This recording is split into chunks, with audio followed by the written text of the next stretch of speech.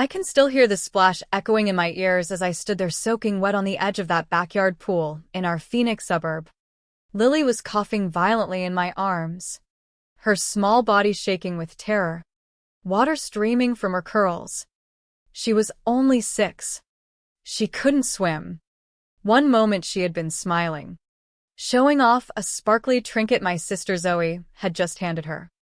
The next, Zoe gave her a playful nudge from behind with that signature laugh of hers. The kind that always sounded too loud, too perfect for the cameras she constantly chased. Lily stumbled, her arms windmilling, and then she was gone under the surface. The Arizona sun was dipping low that late afternoon, casting long shadows across the terracotta patio of my parents' house. The backyard barbecue had seemed normal enough at first. Margaret, my mother, flipping burgers at the grill without so much as glancing up when we arrived. Robert, my father, nursing a beer and talking stocks with Derek, Zoe's husband. Zoe herself gliding around in her linen sundress like she owned the place, which in her mind she probably did. I had parked a few blocks away earlier, sitting in the car for a moment just to breathe, watching Lily swing her legs in the back seat clutching a small gift bag. Something in the dry desert air always felt tighter here, like the house itself was holding its breath. "Ready, baby?" I had asked, forcing lightness into my voice. Lily nodded enthusiastically. "Do you think Aunt Zoe will let me see her new puppy pictures again?" I swallowed hard. "We'll see." We stepped through the side gate into the usual scene. Laughter, the sizzle of meat, the scent of charcoal and sunscreen. Zoe spotted us first. "Anna, you're late again," she sang out, arms half extended in that air hug way of hers. I checked my phone. "It's only 4:10. She shrugged, flashing her bright white smile. "Same difference." "Mom, why doesn't Anna smile more? She always looks like she's solving world problems." Margaret called over without turning. "Your sister knows how to make people feel welcome. Lighten up, Anna." Lily had already wandered toward the flower beds, her fingers trailing the petals. Zoe crouched down beside her, all honeyed charm. "Want to see what Uncle Derek brought back from his Mexico trip? Look at this shiny bracelet." Lily's face lit up. I hung back by the drink cooler, gripping an unwanted lemonade, watching my sister perform. Even in the brightest sunlight, those long shadows stretched across everything. It happened in a blink. Lily was holding the trinket, beaming. Zoe laughed and gave her a light push on the shoulder. "Don't drop it." But the push was too much. Too careless near the pool edge. Lily teetered. Her foot slipped on the wet concrete. Splash. The sound cut through the chatter like a knife. Everything went silent except the water. "Lily." My glass shattered on the patio as I kicked off my sandals and dove in. The cold hit like a slap. I grabbed her under the arms, surfacing with her sputtering, wide-eyed, clinging to me with all her strength. A red mark bloomed on her forehead where she must have clipped the edge. "She can't swim," I shouted, dragging her to the shallows, my heart hammering not from exertion, but from pure rage bubbling underneath. Zoe burst out laughing. "Oh my God. Relax, Anna. It was just a joke. She barely went under." Derek chuckled too, phone already in hand.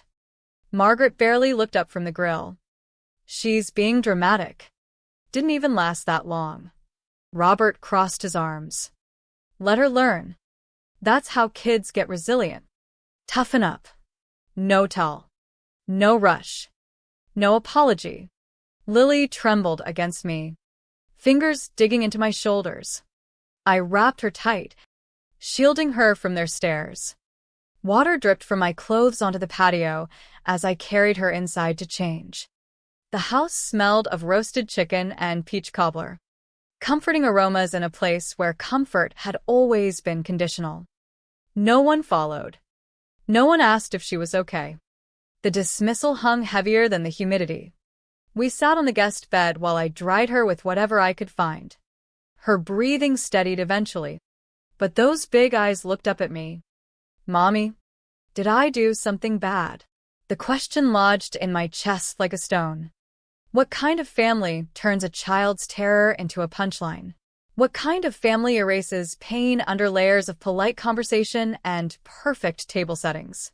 I didn't answer right away. But something inside me cracked open that day. Maybe it was the first time I truly saw the pattern that had always been there, hidden under birthday cakes and family photos. Later, as evening cooled, I carried Lily to the living room. The family continued as if nothing had happened. Zoe on her phone, already editing something. Laughter rising from the dining table. I felt the chill beneath the warmth. This wasn't isolated. It was familiar. And if they could laugh at this, what else had they buried? That night back in our quiet apartment, the silence pressed indifferently. Lily slept curled on the couch, thumb near her lips, breathing finally steady. I poured tea I wouldn't drink and sat at the kitchen table, staring at the wood grain. My mind replayed it endlessly. The push, the splash, her scream, their laughter, that look of confusion in Lily's eyes, as if wondering why the adults weren't scared too. I pulled out my old spiral notebook, the one for grocery lists and school notes. Flipping to a fresh page, I wrote the date and began listing everything. Times, words spoken, the absence of concern. The mop Margaret handed me, like cleaning up after their mess was my job. She's not the first kid to fall in, Margaret had said casually. Robert added, next time she'll learn to float. Survival. Zoe sipped wine. A little shock never hurt. She'll be fine. Each phrase burned. This wasn't new. Flashes came.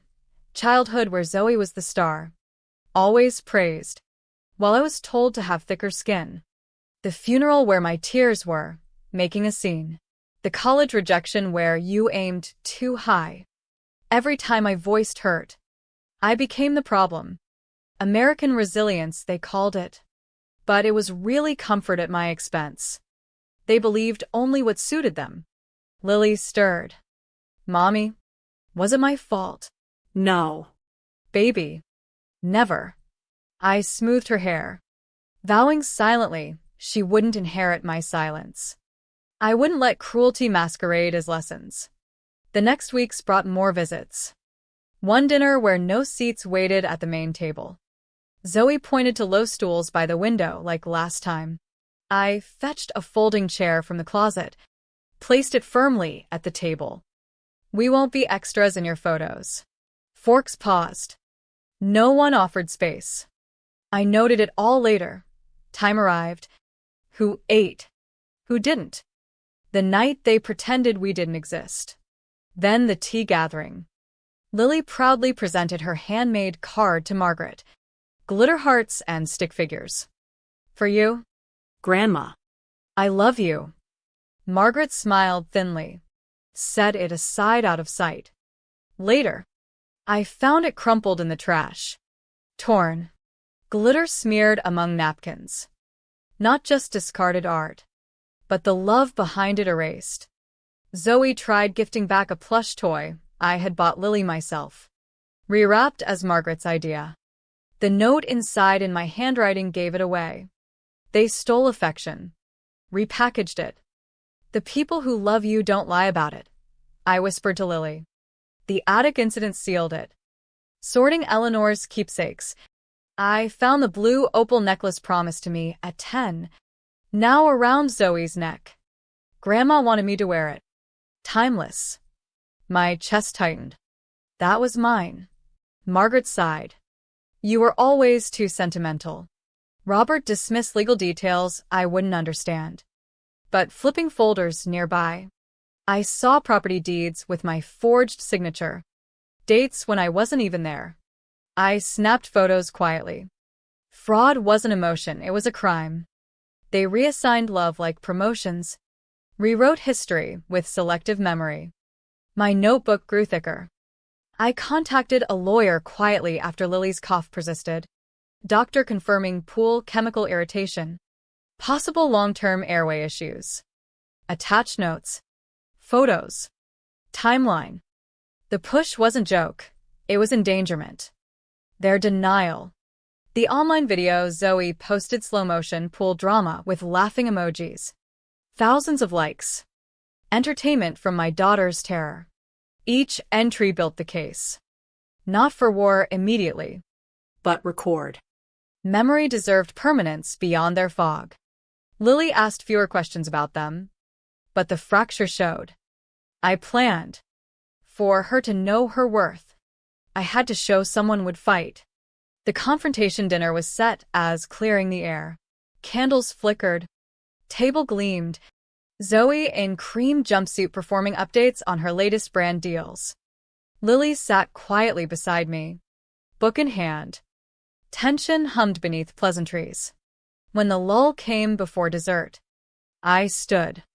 I brought something. All eyes turned. I placed printed copies of deeds and financial records on the table. These show forged signature on Grandma Eleanor's property transfer. I never signed this. Robert flushed, grip tightening on his glass. Margaret sipped wine slowly. Zoe's smile twitched. You expected silence, I said steadily. But quiet doesn't mean blind. I passed a flash drive to Cousin Melanie, the journalist. Video of the pool incident Zoe shared, paired with Lily's hospital records after. Bruised rib. Trauma symptoms. Just content. Right? I played 15 seconds aloud. Laughter over Lily flailing. Voices dismissing danger. Gasps rippled. Laughter died. Melanie shifted uncomfortably. An uncle muttered. Margaret stood. This isn't fair. What wasn't fair was demanding silence when I needed support. Zoe accused victim playing. You needed an audience. I needed boundaries. The hush cracked like glass. No defense came. Zoe stormed out. I told the room, this is just the opening argument. Lily's hand steady in mine as we left. Aftermath brought cold silence at first. Then Vera's text demanding I collect things. Attic search revealed a framed photo of me and Eleanor. My face precisely cut out. Sharp. Deliberate erasure. Neighbor misses. Delaney mentioned hearing of my breakdown. Lies spreading outward. But a former cleaner, Odell, reached out. Recalled shredding paperwork years ago. My forged signature. Willing to testify. Truth arrived late, but carried weight. Lily's breathing improved with treatment, but the doctor's words lingered. Unchecked could lead to asthma. Their lesson left scars. I finalized affidavit detailing every event. Silence as weapon. Mediation loomed. In quiet moments, Eleanor's hidden letter surfaced from an old book. Your truth is exactly enough for the right people. It anchored me. I pinned it visibly. They hadn't broken me. They forged the woman walking away. Court process moved deliberately. Lawyer validated claims. Forgery evidence. Witness Odell. Medical records. Video timestamps built an airtight case. Child endangerment. Emotional neglect patterns. Property fraud. They settled quietly. Avoiding public spectacle. The house transferred to my name. No fight in the end confirmed they knew the truth. I stood in the empty house weeks later. Sunlight poured through windows onto floors no longer echoing their footsteps. Fireplace where Zoe posed. Hallway Margaret rushed through. Kitchen Robert scoffed. Air felt lighter. Walls exhaling. No gloating. This wasn't revenge. I signed with a nonprofit for trauma recovery for single mothers and families escaping toxicity. Blueprints marked therapy rooms, reading nooks, supply pantry, nursery. By summer, Leona House, named for Lily and Eleanor, would open. Plaque beside gate. for the ones they tried to silence. Local paper covered the story anonymously at first, then national features. Follower counts dropped for Zoe. Friends distanced from Margaret and Robert. No interviews for me. Action spoke. Justice echoes beyond anger. For both sides. Lily drew our new vision. House with flowers. Open windows. Stick figures together. Is it ours now? Ours to give. That makes it better. Final walk through the house before handover. Every room echoed old pains, but now filled with purpose. Contractor nodded as I said, "Take down the chandelier. Replace with something softer. Walls, fresh paint, new floors. Healing spaces taking shape. Outside. Margaret waited at the sidewalk. Smaller. Scriptless. She opened her mouth. I met her gaze. You made me silent. I made that strength. Locked the new door. Walked to the car where Lily waited. They scripted my ending. I took the pen. Lily hummed in the backseat. Home felt ours. Peace over revenge. Restoration over rage. The question lingers, how long can erasure last before someone rewrites the story? In protecting my daughter, claiming truth, I found the answer wasn't silence. It was voice, legacy, a haven for others. What would you choose when family becomes the storm?